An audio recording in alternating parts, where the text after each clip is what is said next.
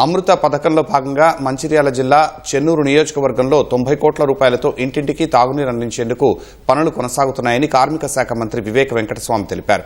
మందమరిలో 18 లక్షలతో నిర్మిస్తున్న సీసీ రహదారి పనులకు మంత్రి శంకుస్థాపన చేశారు. అనంతరం సిఎస్ఐ చర్చిలో క్రైస్తవులకు క్రిస్మస్ శుభాకాంక్షలు తెలిపారు. చెన్నూరు నియోజకవర్గంలోని అన్ని గ్రామాల్లో సోలార్ విద్యుత్ సరఫరాకు కృషి చేస్తున్నట్లు మంత్రి వెల్లడించారు. చెన్నూరు నియోజకవర్గాన్ని ఆదర్శంగా తీర్చిదిద్దుతామని మంత్రి వివేక్ హామీ ఇచ్చారు. కూడా సోలార్ లైటింగ్ అని చెప్పి ప్రపోజ్ చేస్తున్నాము. ఎందుకంటే అంధకారంగా ఉన్నాయి గ్రామాలన్నీ కూడా అక్కడ సోలార్ లైట్స్ కూడా అక్కడ పెట్టిస్తున్నాము. ఏదైతే అమృత్ స్కీమ్లో 30 కోట్ల రూపాయలు శాంక్షన్ అయిందో అవి కూడా వేగవంతంగా పనులు నడుస్తున్నాయి.